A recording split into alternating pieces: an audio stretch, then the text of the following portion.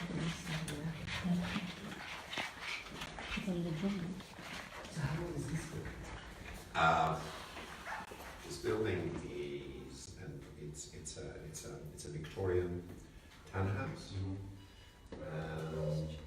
So Queen Victoria was 1840 to 1901. So it's a 19th century building. And was it always the synagogue? No. This building was this building. Are you heavy enough? This building. If you come, and don't lean there because the door will open on that side. This building is a 19th century Victoria building. Queen Victoria's father lived here in this building. The building that he lived in was slightly bigger. It was then partly demolished and then rebuilt and refurbished. And it was a home of two families separately in different years until the second family decided to sell it. And go ahead. And when they sold it, we think it was used as a post office, general post office, during the war, and then in 1960, the community bought the building. And bought it lock, stock and barrel, from this floor down into the basement. And so it belongs to the community. It was bought for £83,500. Which is, we think it's probably worth. Or did you need a mortgage? They did borrow money. They did. They did borrow money. Yes, the community did. Very quickly repaid it, and probably this building is worth between 80 and 100 million. At this stage, but it would have to be converted to flats and apartments and that kind of thing. The museum was established in 1964 when the scrolls came to this country. So let's go to the museum. The MSD, the Memorial Scrolls Trust, is a separate charity. Okay. But it was formed. Oh, goodness. Let me just stay where you are. Hi everybody, our tour is just starting. The rabbi of the synagogue, Rabbi Emeritus, is leading us on the tour. We're just waiting for the doors to be unlocked and then our tour will begin. We're here at Westminster Synagogue. If you're joining us and you haven't seen the many posts about this, Ramat Shalom owns one of the more than almost 1,500 scrolls that were rescued from Europe. They all lost their communities because of the Holocaust. And the scrolls in 1964 were all brought here from Europe to Westminster Synagogue, and the museum that we're about to enter is in honor of them. I did post a picture earlier, right before we went live. Just one of this, they have a Haftorah scroll. The Haftorah is the reading of the prophets that we do usually on a Shabbat morning. You can see that scroll if you're watching on Facebook in the post right below this live broadcast. You want to say hi? You don't want to say hi? Where we're standing right now is sort of in a breezeway. I'm 500 judging that it's 378 degrees Fahrenheit. We're just waiting for the key. It's very hot in here.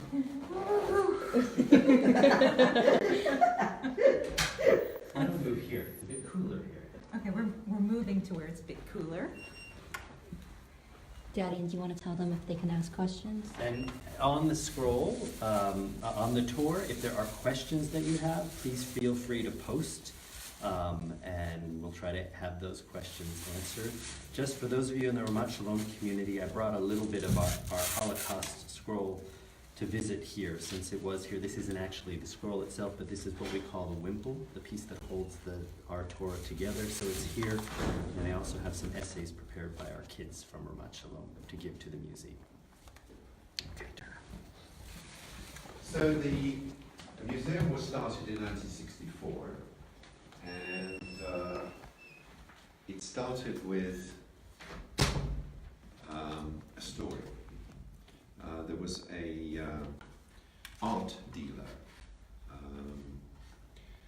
and he was one of the art dealers who used to bring in art from Eastern Europe. And this was in the early 60s when things were totally different. And he was traveling through Prague, and he was approached by the Prague Ministry of Culture and Art, whether he wanted to buy some scrolls. So he said, as a good businessman would say, I don't know. So he came to London, and he approached one of his come in. He approached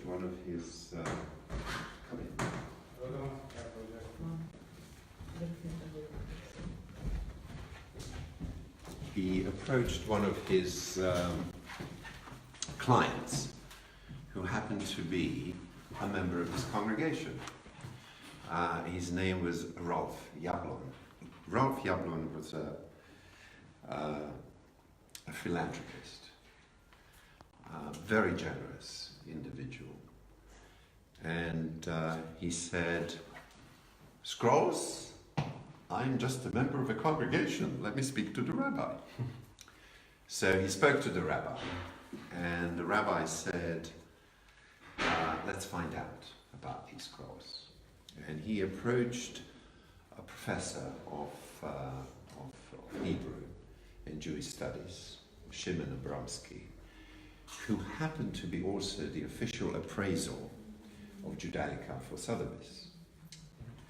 And in 1963, he's flown to Prague, and he was taken to this place. Sorry. And this was a synagogue in Michle, which is about 10 kilometers outside Prague. Today, it's no longer a synagogue, but it's used, it's a church.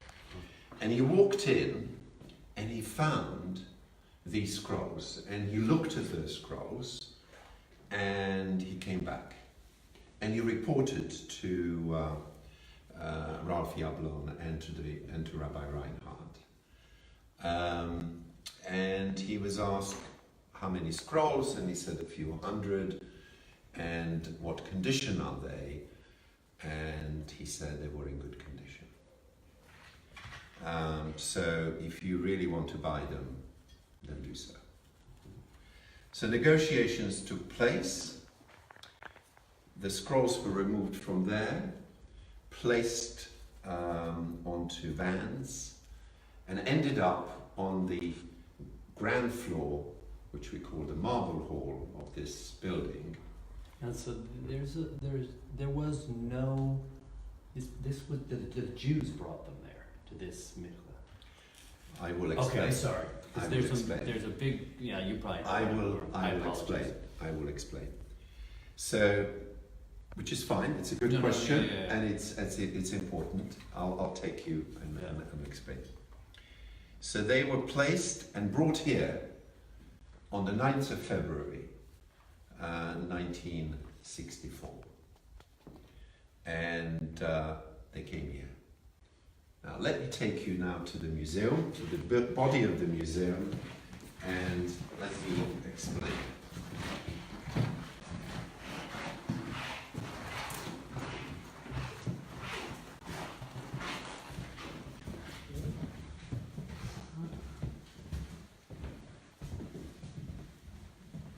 Whilst I very much appreciate the work of the art dealer and Ralph Jablon and Reinhardt and Shimon Abramsky in bringing the scrolls into this country, they have done an amazing job.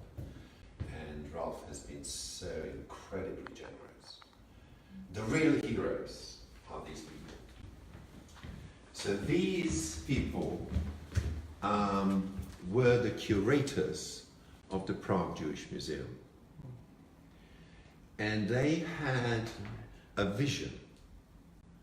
And the vision in the 1939, 1940 was to contact the German authorities and ask for their permission to collect scrolls and anything else from the 350 Jewish communities that were in existence, what is now the Czech Republic, and to bring the scrolls to Prague. And they did. So when they ended up at Michle and eventually on the Marble Hall and eventually in our museum, from the few hundred that has arrived were 1,564 scrolls. That were all in Michle. They were all in that synagogue. So in what storage. was 500 they were? 1,564 that were there. Amazing.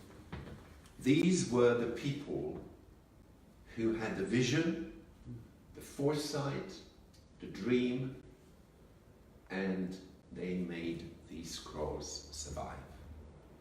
Unfortunately and sadly, amongst the almost 80,000 Czech Jews who perished in the Holocaust, apart from two, which was this lady and this gentleman, they all perished in concentration camps.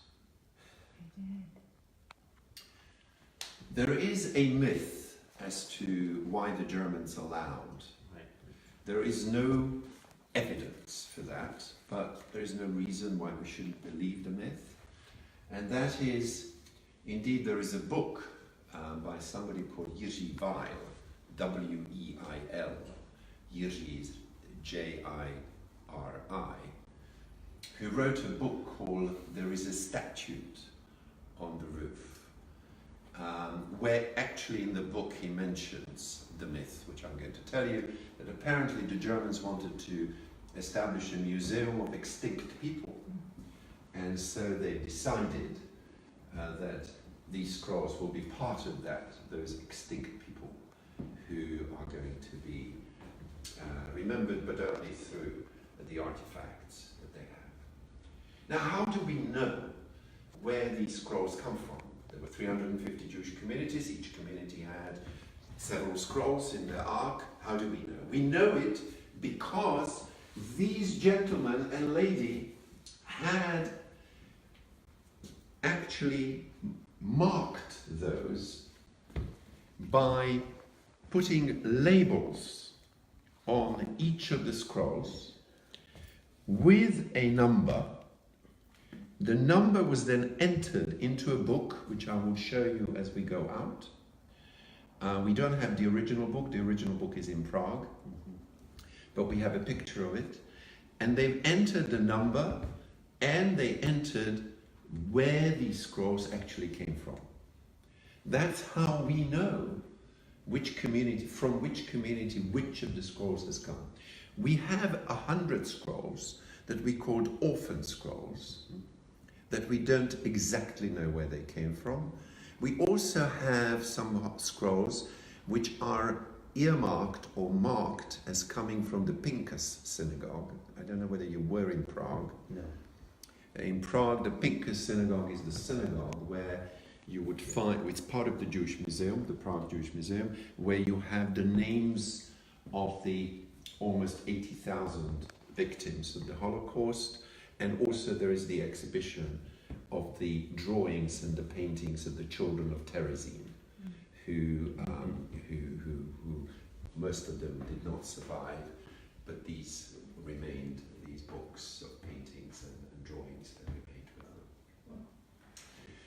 So that's how we know where they come from, and these are the real heroes. So these were all Jews? I am not, I don't know.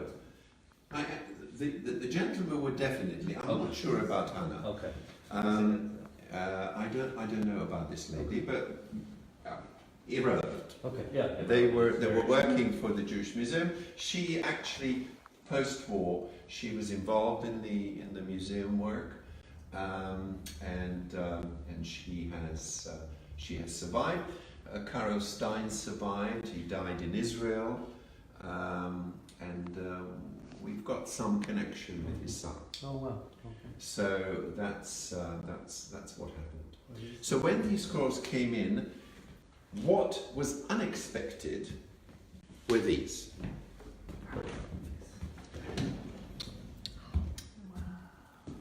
So there are hundreds of binders. So I want to tell you, my community wanted to bring a little bit of our Torah with us. So we brought our binder. It doesn't compare anything to this, but we wanted to travel with it. So, okay. Wow. So the binders were with the scrolls, and it's probably the second largest collection of binders. And the binders were usually given on an occasion of a birth of a child, or a wedding, or in this case here, in case of Ludwig Rosenzweig, on the occasion of his bar mitzvah, which the Czech Jews called confirmation, confirmation, but it was at the age of 13. But Czech Jews, certainly in the 19th, 20th century, were modern Jews on the whole. And for example, the Prague Synagogue, the Jerusalem Synagogue, has got the most amazing organ which was built. I think the synagogue was built in 1901 or something like 1912. And it has an organ, and it had, so it was modern. And sadly, Ludwig was killed. He perished on the 26th of October 1942. He was taken to Terezin, and then he was killed in Auschwitz. But he was in 1918, so at the end of the First World War, and the creation of Czechoslovakia in 1918, he was 13. And so we have had these cleaned, and they are now here, and we share information with our friends in the Prague Jewish Museum. Did they document which went with which scroll, or? Yes. So you have a number there as well as the name of the synagogue. So yes, and we're just displaying some.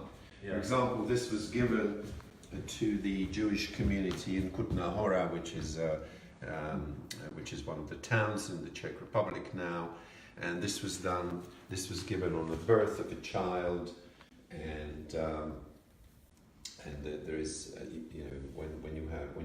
it's a male, when he was circumcised, you say that, as you know, that may he grow to learn Torah, get under the chuppah, and do good deeds. So that was given on that occasion. Of course, we can decipher the year and everything else by reading it, and as well as his name. I have a question. So this is Jody wants to know, why are they so long? Do they wrap around twice? Why they're so long? Okay. Just embroidery and beauty and yes, you can wrap it around a few times. So that's what it is. Some of them are shorter and some of them are longer.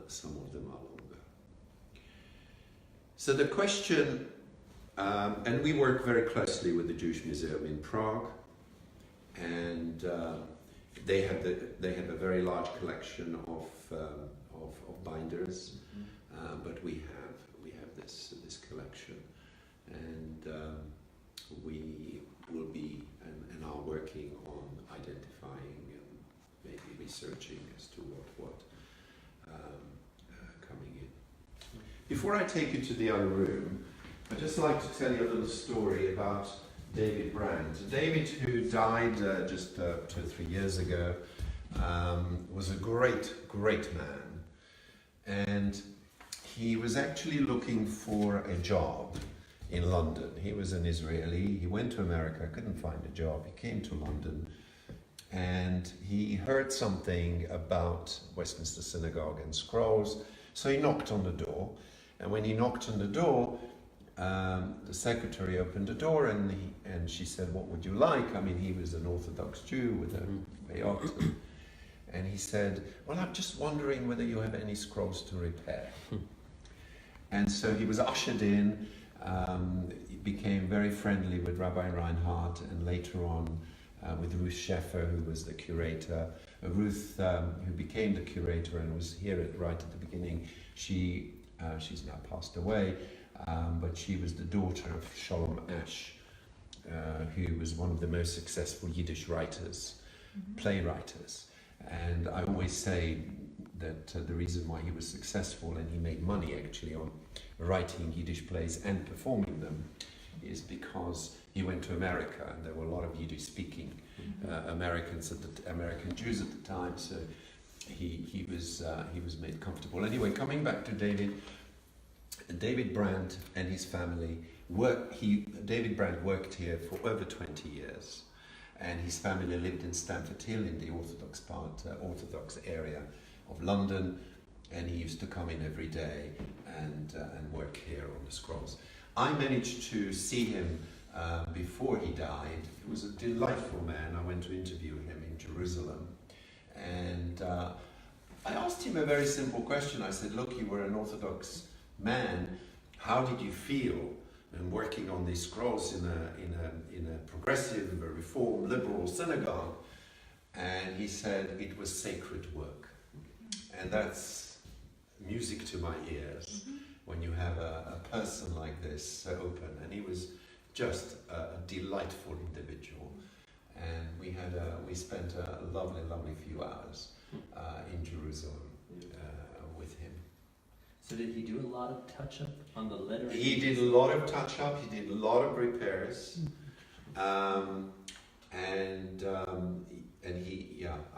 The work was great. The work was Because we were really told that great. we can't do any, if we have any lettering issues, that it can't be touched. Okay, the answer is not complex. You have to ask permission. Right, okay. And we also have authorized Okay, maybe that's Sofrim in America, who we can recommend. So yes, you can. perfect. You can repair it, but don't without our permission, and then you will be able to work on it. You think the sanctity of the artwork of the scroll, right? So you can't just have anybody. No. Right. They want to make sure that it's Yeah, it's somebody Somebody of authorized, the somebody quality. who's been here, he knows us, understands. who understands the you know. I'll give you a little story. I was looking for a scroll. We lost a scroll. We didn't know where it's gone. We knew originally where we gave it, who we gave it to, but it was a school and it disappeared. I'm not going to mention names. The school just closed down, and we didn't know where the scroll was. I managed to find it, and with the help of another colleague, and found it. And so we wanted to go and see it where it was. So we went to the community which inherited it without anybody's permission, I was hoping to meet the rabbi of the community and just explain the beauty of the scroll and where it came from. He wasn't there. He was too busy on the day, and he didn't turn up. So there was only the caretaker who turned up, and the scroll was placed on the bima in the synagogue. And the caretaker, or whoever he was, said, Rabbi, I just want to tell you that there is a message from our rabbi, and the message is that he had the scroll valued, and it's £1,200 worth. So I said to the caretaker, well, let me tell you something. Its value cannot be anything at all. Its value is what it is. However, you are not valuing it. Can you please pack it up? And we brought it here. The person didn't anyway. So you got the message. Yes. Absolutely. And so we are now constantly on the lookout, because some communities disappear, some communities merge. So we are always on the lookout, and we have an American branch, and we work with them. And so that's what happens. Now let me take you to the other room, unless you have any questions here.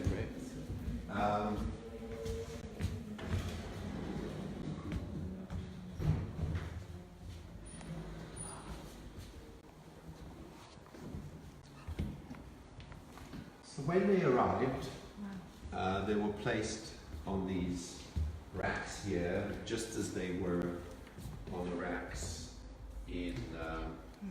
on the racks. We have ours hanging with pride in our sanctuary. Lovely.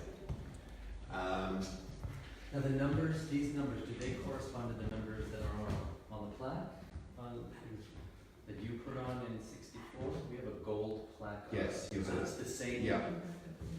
So that's the number given by the museum. By the museum. Prague. Yes. And so you kept those same numbers. Yes. Yes.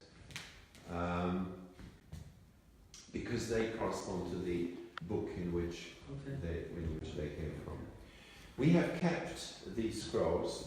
We haven't opened them. Some of them are so damaged that we would be fearful in opening them. But this is the real memorial to our fellow Jews, and the vision of the other people, those, and let me turn you to this one, was who they brought the scrolls to. So this was Eric Esterick. This was the art dealer, who then spoke to Ralph Yablon, the philanthropist, who then spoke to Rabbi Reinhardt, who was the rabbi here, who then invited Shimon Abramsky, who's now passed away. We need to change this. Shimon Abramsky, who then went to Prague and came back with the report. Constance Stewart was the treasurer. Ruth Sheffer is the lady that I spoke to you about, who was the curator, and Frank Whaley was the president of our community, as well as chairman of our community. Because at one point the scrolls were part of Westminster Synagogue, only later on it became a separate charity, but very much connected to our synagogue. The vision that these people had is to ensure that the scrolls send a message and the scrolls live on. And so they have made a decision to offer these scrolls on loan to the communities around the world. Those who want them, wish them, and will use them. And so today we have scrolls everywhere around the world.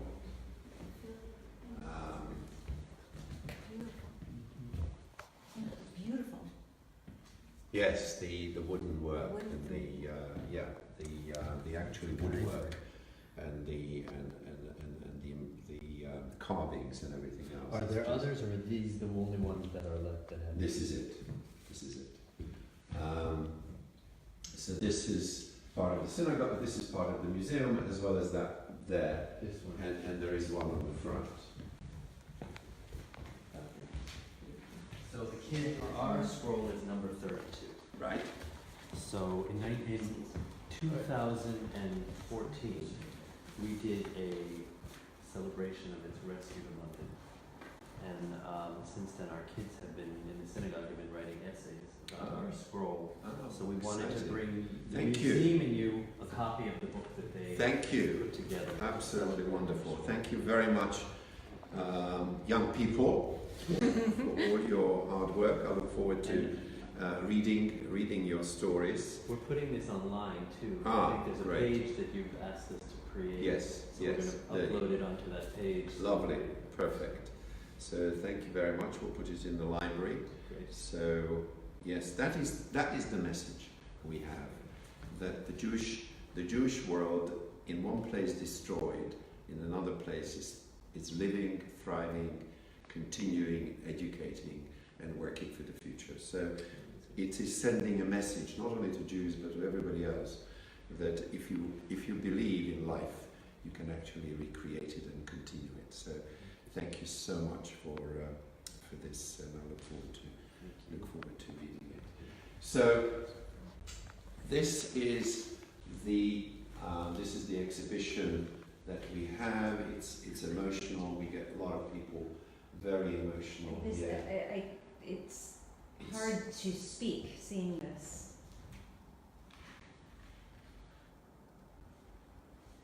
Do the numbers, do they know, is it just the first ones to arrive and they number them, or it's just random?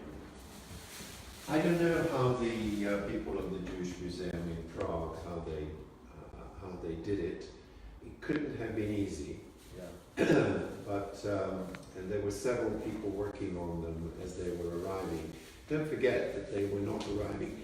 They were not arriving in one go. Right. They must have been arriving in batches. The beauty of it is that these scrolls, the many as they were, and as they are, were not destroyed. Either during the Second World War or during the period of 1948 to 64. Right.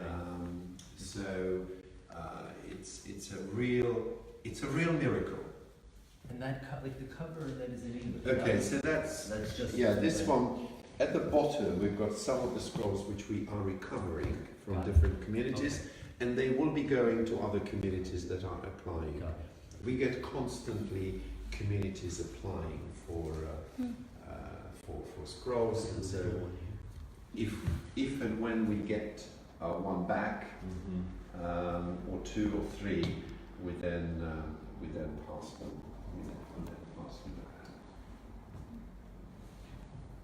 What number is that? Which one? Number 4. Can't thank you enough for letting us see. This is incredible. So let me just.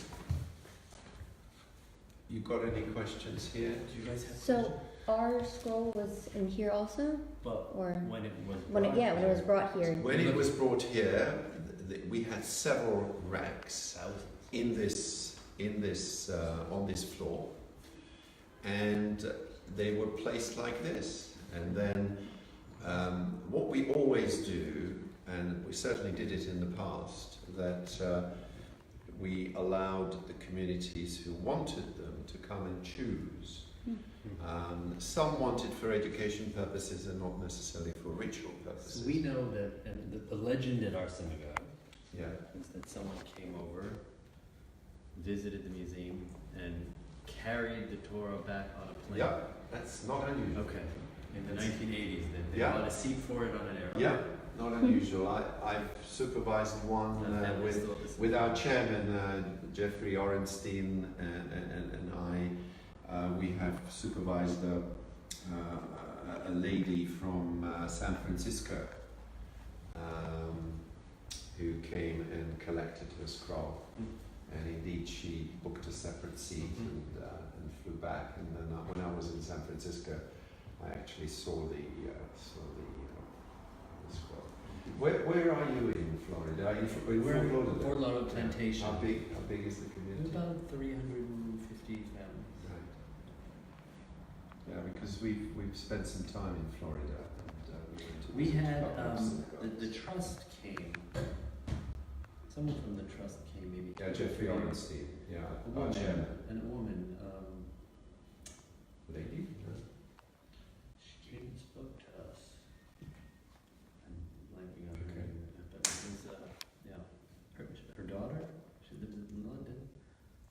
Yeah, jet lag. That's fine. That's fine. That's fine. Yeah. So we've got one on display, which is 931, and that's just to show our visitors how a scroll, when it's open, how it all looks like. So if I take you now to the other room.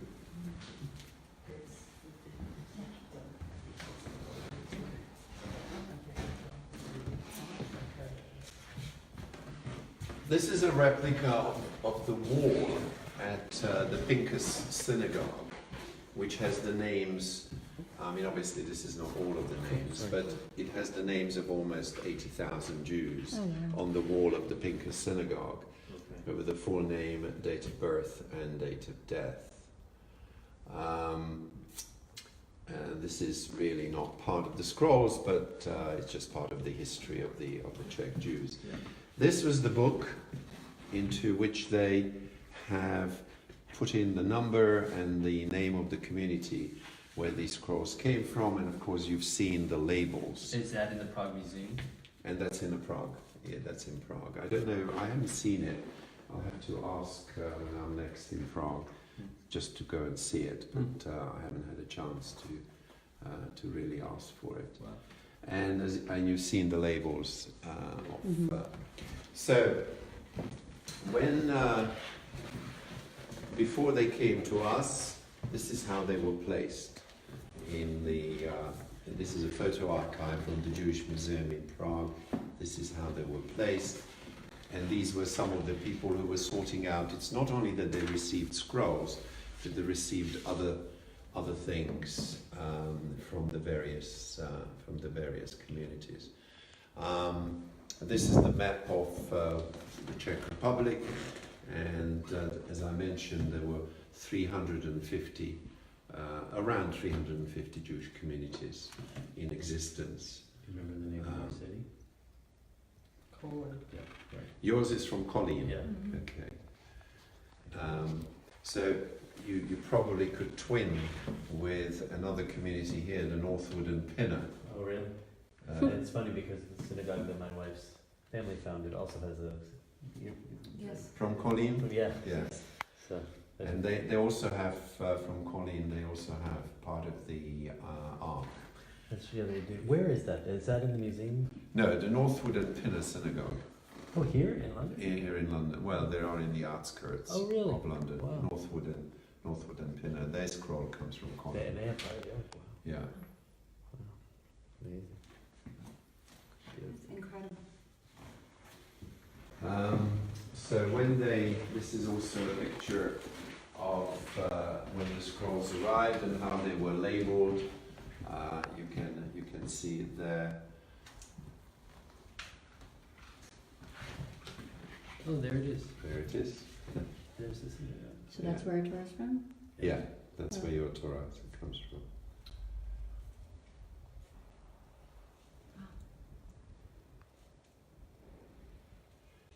So that's our little story. It's an incredible story. That's our little story.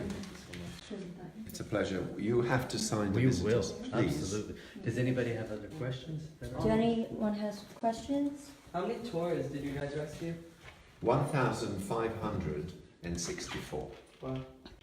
Amazing. We don't know how much was paid for them, but we think We know, but there is no. We don't really know. So they did pay to. get Yes, the we did copy. pay for it. Yeah, yeah. It's been paid. There are no records for that, I think. It was paid by Ralph Yablon, whose son Tony Yablon is a member of our committee. He's actually a member of another synagogue, of Liberal Jewish Synagogue, and he's a member of our committee, the Memorial Scrolls Trust Committee, So, and very and Tony's a good friend and very supportive. How many of those tours have been loaned to synagogues? how many of the 1,500 have been loaned to Yeah. synagogue? They're all They're all, were except part for of those the. handful that were there. They were all no. They were all. They all belonged to individual synagogues in the Czech Republic. She's asking How many have been loaned out? Yeah. Most of Oh, them, how except many? for those ones. Oh, yes.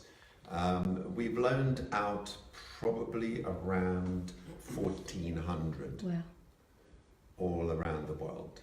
I get the question a lot because we know that there are some minor errors in our scroll. There's actually a caret someplace and a word is written at the top. And so I had somebody say to me once, well, it's not a kosher scroll. So we have an Orthodox sofer, a scribe, who's never touched it, but I asked him the question. He asked to see our scroll once, and he opened. He said, "This is magnificent." So I said to him, with the scroll open, I said, "Somebody's, a bunch of people have said this isn't a kosher scroll." His face went white, and he looked at me, and he said, "I don't ever want to hear you say that again." Good. With what this scroll has been through, and it just touched me so deeply. So he was with like. all of its blemishes. he was it like reminded David me- Brand. Exactly. Yeah, And yeah, he's yeah. a wonderful guy, and yeah. It's great. So with all of I'm its glad you blemishes, said that. Some people feel that if there are some minor mistakes or erosion of the writing, that they cannot use it in service.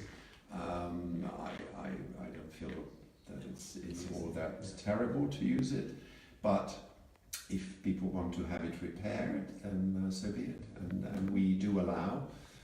That's good to know. in case. Provided that now, my chairman Yeah. will not be very happy with me if I don't take a picture of you in Oh, front, absolutely. inside. Please. May I? So, any more questions online? Whilst in the you're United States? thinking, I will walk in to take a picture. Oh, it must be. Keep thinking of questions. This is amazing. Where do you expect that? So if you go in front, then I can take a picture of the mishpacha. Are you also have a congregation? I work with. Yeah. Great. I'm just dropping over for now. All right, you So, probably. be very careful, please. Okay, that's fine. The door, not the scalpel. Good. I'm not. Okay. Wonderful. Thank you. Yeah. It's really, really nice. You want to take Jen something? For luck. Could we have you, would you mind if you took of us? Here, Jim. No, please. Maybe Want one to give with him the your rabbi. phone? Well, that's true. We would like you in the picture. I can take one of you guys. Okay.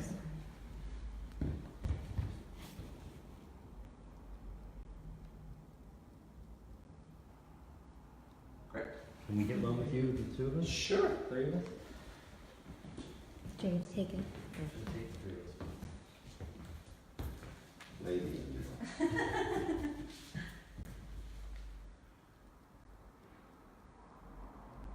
Great. Thank you. Thank you.